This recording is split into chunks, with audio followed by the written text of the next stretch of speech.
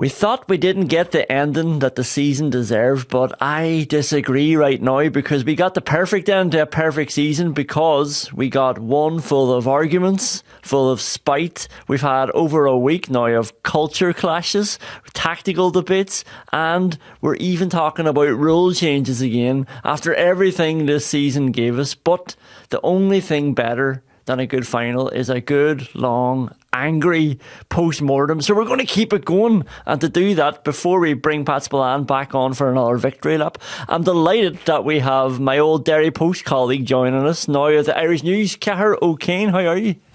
Neither long nor angry. How are you? I was thinking you might take that personally. It's like, we've got a long, angry post-mortem. Cahair, welcome aboard.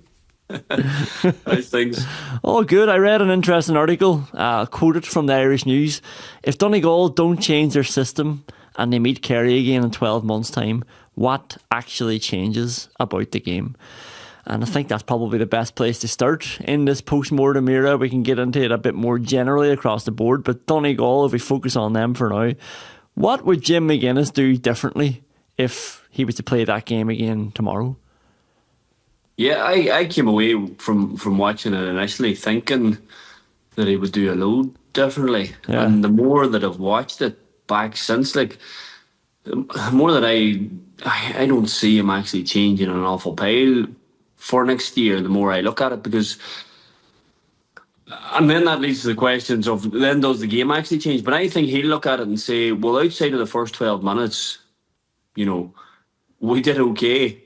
Your stat about Donegal outpointing them out or kick more points than Kerry was great. They'll take all this and they'll look at it and say, were we actually that far away, or were the first 12 or 13 minutes just a complete disaster? There was one stage on the TV footage after 12 minutes when the camera panned to McGuinness and you could see his face where he didn't know what to fix first.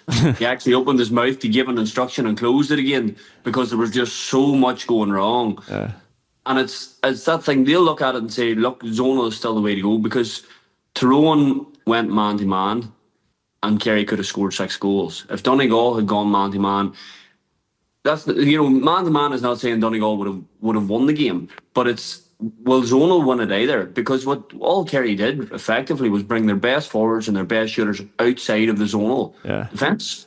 And it's then like, so the only 2 options you have are to sort of flip your defence and bring your better defenders to the front of it and put your half forwards in behind it, which doesn't work. Like in terms of your own attacking game, then your attacking players are then 140 yards from the opposition goal, so that doesn't work.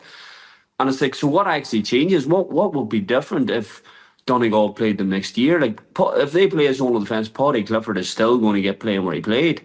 Yeah. And Sean O'Shea is still going to get playing where he played. David Clifford is still going to get playing where he played.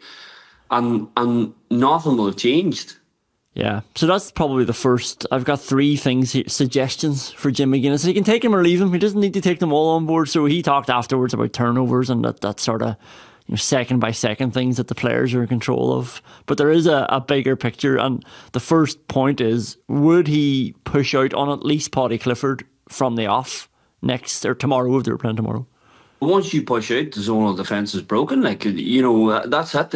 And that's my point. It's kind of either one or the other. Like you can.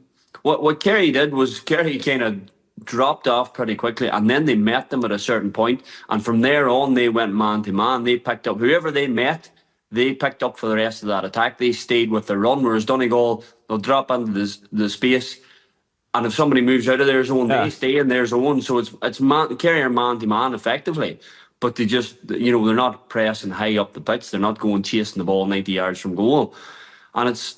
Once you step right out of that, you're not, the zonal defence, because you only have 11 players, you've taken Brent McCall out of it to mark David Clifford.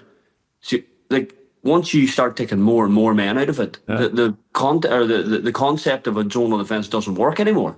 But would he think, oh, look, I'm too worried about Sean O'Brien here standing in the corner forward position.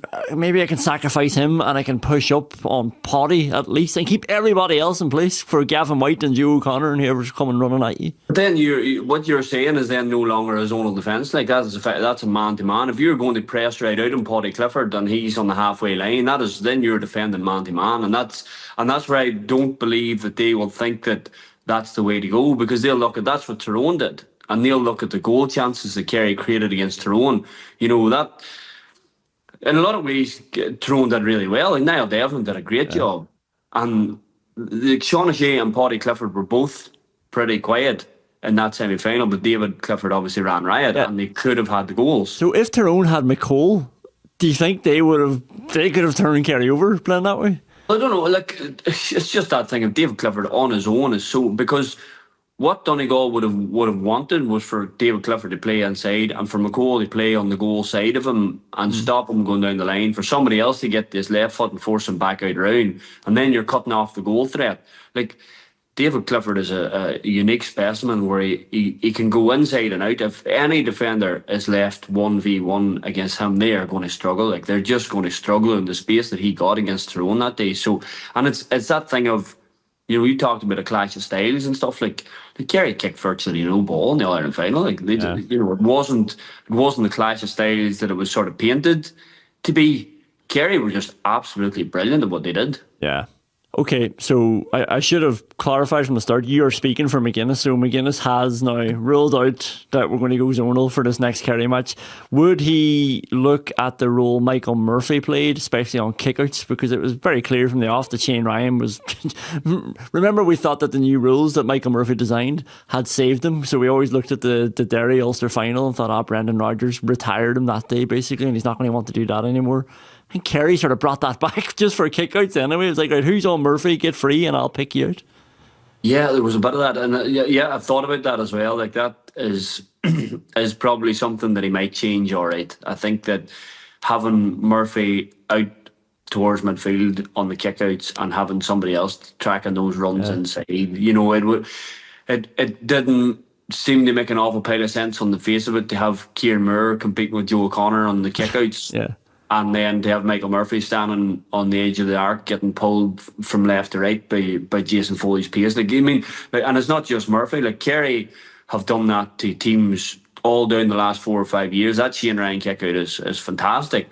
So, but it's the fact that when he was looking to go long, he had the Joe O'Connor outlet in those first 15, 20 minutes, and they fixed it in a way. They changed the men across and moved things around and got it sorted a bit. But that the game came down to the start. Like, you talk about one of Sean Patton's kickouts, and I was watching them back from behind the goal again. And like, Donegal changed their entire kickout system after the Monaghan game. Like, they were setting up a certain way. The Monaghan game really spooked them. And they started to change the way, and they started to really go towards just overloading one side. And you could see Patton calling all the players to his left-hand side and just kicking the ball out there. At one stage, like, and again, you're back to, you know, what would Donegal do different? So Patton looked up at that kick out. Kerry had stayed in their press on the other side, and on the overload side, Donegal had a 12v8. Yeah. They had 4 extra bodies, and Joe O'Connor won the kick out. You know, like, so there are things that structurally Donegal will look at and say, like, did we do a lot wrong there? We had 4 extra bodies. And that was the one Joe O'Connor crashed the breakout over the top of Finbar Roarty. Like, they had 4 extra men, and Kerry just brought so much aggression to the break in those first 12 or 15 minutes that, like, was it then structural? Yeah, that is the classic thing. I'm not sure Jim McGuinness would say this, but he'd be in the changing room saying they wanted more than you because they are just winning more ball, especially if they're set up the way he wants them to be set up. The only other suggestion that I had for him was 2 pointers. So you referenced it, and like, yeah, I was having a bit of fun, but it is true as well. They kicked the ball over the bar more times than Kerry, but if you take away that, because obviously that includes 3 Kerry hand passes, which count, Kerry still got 3 more scores than them. And again, I know that doesn't matter anymore. You lose the game by 10 points. It's a different game. But Donegal would just be thinking, we're we've created as much chances as them. Basically, they've kicked 3 more scores on us. They wouldn't have gotten the goal because we wouldn't have been 7 down. On another day, that's probably how they'll dress it up. Would they have gone for, a couple of 2-pointers? I think they went for 2 overall. One got blocked down, and one was a bad effort. And this was late on. Dara O'Boyle seemed like the best player for these during the league. He obviously lost his starting place. He came on early enough in that game, but didn't seem to have the same license to go for it. Again, I think it's very hard to change things in game, especially as something that you've based your play around. So I can imagine the 2 weeks before the game they're saying, look, we're not going chasing 2-pointers. If they come at us, we'll take them. Yeah. There's no way in hell they expect it to be 13 points to 4 down. And I think Donegal's attacking system would have been, had the game stayed on a level-ish pattern, Donegal would have tried to keep periods of possession so that Kerry didn't have it, and then penetrate and then score, and so they had more of the ball so that you were taking it away from Clifford, limiting their opportunities. Once you were 13-4 down, all of that went out the window. You couldn't do that anymore. And I felt that they looked a wee bit panicked in their attacking play from then on. Even though their efficiency was decent and like Murphy got scores that sort of drew them into the game and they had a couple of turnovers, there just was a sort of uncharacteristic uncertainty about some of the things they were doing, and they're nearly the wee rugby wraparound play that they use a lot. They never really got that into motion at all. But again, you have to give Kerry huge credit. Possession wise, Donegal would have wanted to keep possession off Kerry. The opposite ended up happening. Kerry limited Ciarán O'Donnell to 20 possessions. Was it Finbar Rorty got 11? They limited so many of Donegal's key middle third players to so little possession, and then they weren't able to break them down. And again, you're back to, so you say all of that, and yet we were still within 4 points at that stage of the game with 7 or 8 minutes to go.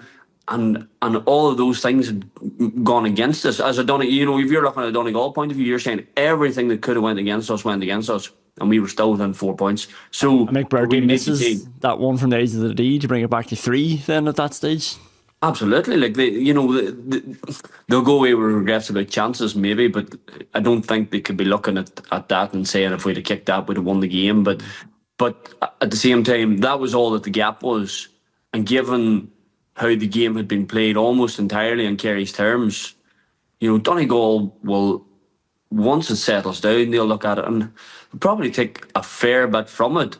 But they'll also be, to go right back to the start of the conversation, the zonal defence will, plague them over the winter in terms of what do we do here? Because that's the bit that, next year, what changes? Yeah, no, and that brings me on nicely to a more broader discussion about the zonal defence, because I think the wisdom since the final has been, that's dead, you can't do it. Kerry picked it apart and they did, and if you're from Kerry listening to this, you'd be like, I hope to do that again, because they were completely ready for it and they obliterated it and they knew exactly what Donegal would bring, and they did everything they would have wanted to do. But I don't know if I agree that it's dead completely. It might be against certain teams.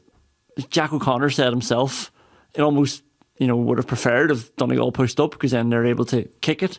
And Donegal don't want to get into that. They don't want to be taking on Kerry man on man, to be frank, and leaving those forwards completely free. I know that sounds contradictory considering a lot of them were free, but I can see where Jim McGuinness was coming from, and there has to be space. As much as we want, we want to encourage attack and play, we want to reward good attackers, there still has to be space for coaches to set up their team in a way that they can compete a bit better with players who are better than them, because you're not always going to get teams that are completely level coming into these matches. But again, you're right, but I would see through all that if it had become Kerry's kicking game against Donegal and the kicking game had won out, but that wasn't the way that Kerry played. Kerry were just the best running team in Ireland on last Sunday. Like Gavin White in those first 5 minutes, he just lined up the zonal defence and just ran straight through it. Did things that you wouldn't, he just lined up a 1v1 and just went straight through the gap, and then all of a sudden your Donegal defence is panicked because it relies on trying to, you're trying to keep those incisions to a minimum, like, and he cut 3 or 4 of them in the first 5 minutes, and it was like it was a bit disastrous. But you're also looking at what Monaghan and Down did to Donegal in Ulster and in the All Ireland quarter final, and Kerry took a bit of it, where they went in then and occupied the 2 sweepers. Sean O'Brien's point in the final came off him going in, occupying the sweeper, and then just popping out. And the sweeper didn't know, do I go? And that's the bit about the zonal defence as well. Now that everybody's seen that, it's like, well, if we just go in and properly occupy those 2, and we actually pop the ball in through there, like, that man is going to have space. He's going to actually have a 1v1 in that pocket. It's no longer, you know the way in the old game, if you popped the ball into that area, you were popping it into 5 men and you were getting turned over. Those bodies aren't in there anymore. There's just not enough bodies to cover the volume of space that exists. Yeah. And what happened, against Monaghan, the Donegal defence got dragged all over the place because they were popping the ball into that area. The outside players in the arc were panicking. They were dropping in then thinking, well, we can't let Conor McCarthy keep getting shots off in here. And then the zonal defence just broke down. Yeah. There has to be something you can do. So next year, obviously it's the first year of this, and we still have the whole club championship season now to go through with it. But, a team who wants to play zonal has to be aware that teams are going to want to do that. I mean, we did see it as early as Down, loading the full forward line and then creating space. But, can you just let some players off? And bank that Sean O'Brien and Mark O'Shea, they're not going to win the game from getting the ball in the corner. Can you just keep your 3 fullbacks tight? Almost have 6 defenders playing zonal in front of the post. Don't get dragged out to the corners or out wide. And don't worry unless it's one of the players that you've detailed beforehand. But you have to stay tight in that. Almost go more zonal, but do it with less players. Yeah, well, I suppose stories written by the winners, isn't it? Everybody will look at Kerry's defensive system now and how it was kind of, they didn't go for a mad high press or anything like it, but they pressed much higher than Donegal did. Yeah. They pressed pretty much right up to about 55 metres from their own goal, and once they took a man in that area, then they stayed with that man for the duration of the attack.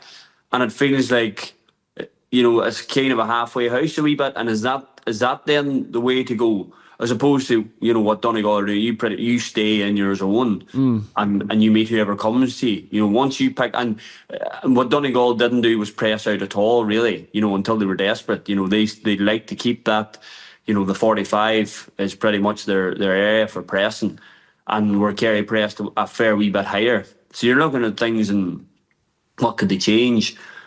But the guy wouldn't class Kerry's setup as a zonal defence at all. Yeah. They pressed at a certain point and they went man to man within that defensive zone. They picked up and went with runners, and they got it spot on. The aggression and the task that they brought to it, but also they always managed to keep a bit of shape. And even in their own game, they were very, very good at protecting their goal by always making sure that they were 2 or 3 yards goal side. They didn't get burned by backdoor cuts. They kept the middle nice and tight by sort of playing goal side all the time. It took on a zonal looking shape by its nature, but it wasn't. If the man moved, the defender moved too. So everybody will have their own thoughts. Everybody will probably look at Kerry now and say, maybe this is the way to go. We meet them at 55 metres, and whoever you meet there, that's your man for that attack. And by the nature of the game, you'll end up on the same player a lot of the time because they'll occupy the same zones. Yeah. Well, it's almost like 4 or 5 of us meet them out there, and the rest of us have to, just, like you say, stay goal side, ward off those backdoor cuts, those goal chances, stay central for the most part. And yeah, well, they had the man marking jobs in their full back line. You had Foley Murphy, you had Paul Murphy on Oisin Gallen, and you had Dylan Casey on Conor O'Donnell. So they kept those 3 man marking jobs throughout the game, and then everybody else picked up. Yeah. So that's not. There's had a few arguments over the week that Kerry played a half zonal defence. That's not a zonal defence. That's man to man defending in there, and they're also picking up man to man once they come to a certain point on the field in the attack. So, but it's not a full on zonal. It's not on. People associate man to man with pressing up everywhere all over the pitch, which they didn't do. But that would just be chaos at this stage if you tried to press up on good teams like that. Yeah, and I think actually the most important thing for whatever way you're setting up your defence, and it's the biggest, the biggest shift in any mindset for these new rules, and people still haven't gotten their heads around it, is that you're going to concede way more. Like you have to accept that. Like you are going to concede way more, so you have to get comfortable with that, and then you have to think about how can we score more than the other team, and that's how they're designed as well. I'm just trying to think more about coaches here. Like I'm not going man to man. Like get out of there. I'm not doing that. I need my bodies back in front of the post. Yeah, and the fear is, I think, for coaches, if you go man to man and the opposition goes zonal, you probably are a wee bit worried. You probably think like we're leaving ourselves very, very bare here, and they're not. Yeah. And that's the fear, and that's why I think the zonal defence will probably dominate the club championships. I think most clubs will still stick with that because it is in many ways still a lot safer. Like if you go man to man and you don't have the calibre of defenders to go man to man against any, so you're in serious trouble. Yeah. One runner breaks you in bits. But it'll definitely work at club level though, because the players on the ball are just not going to be as disciplined, as patient. Like players panic more then when they're on the ball and they miss the last chance. They're going to force the next one, and then the zonal defence will be sitting waiting for that. And every time you turn the ball over, the more frantic the team gets again when they're attacking the next one. And they're just not going to. Like teams don't spend 60 seconds with the ball, which isn't a long period of time really, but it is if you're passing the ball side to side, and it feels too long when you're on the ball. So they always try something, and there's always free men just sitting in there. Yeah, and like the longer the attack goes, the less likely you are to score, and teams are well aware of that now. So there's an emphasis on trying to get the shot away quickly, even at club level, and so it's sort of a lot of what we wanted to see in the game. We're seeing less of the long spells of possession. We're seeing, it's just no matter what way the zonal defence is set up, it's still easier to penetrate the 11 men than it was 14 or 15. Yeah. There's just more space there by its nature. So, and again, I just feel that Monaghan down template, a lot of teams, smart teams, will look at that and say, like, why are we so scared of getting in there now? Like, there's not 7 men in that zone anymore. Those sweepers are 1v1. Let's get in, occupy them, and pop the ball through them, and get the right players in occupying them. If you want to leave Ryan McHugh in there sitting, we'll put Paddy Clifford in for an attack. Yeah. Make Ryan McHugh mark him. And there's loads of different ways to unpick this zonal thing now. I think far more than would have been previously. Great, thanks. You give me no solutions then. That's I wanted solutions for the zonal marking. I wanted somebody to come along and say you can do it. Look, it'll take you to a certain point. It might still win the All-Ireland. I'm not saying it won't. All I'm saying is that the flaws in it there now have been exposed, and smart coaches will see those flaws and they'll see, and it's the zonal defence is set up the way it's set up. Donegal, if you're playing that zonal defence, there's not much they can change. That's how it's going to be. And so now everybody has seen it, and they're looking at it and saying, well, how can we expose that? And there are far more ways to expose it now than would have been previously. So you're still taking a chance. Donegal could still absolutely win an All-Ireland playing a zonal defence. They could. I'm not saying they couldn't, but I'm just saying the flaws are there that didn't exist a year ago because the space exists.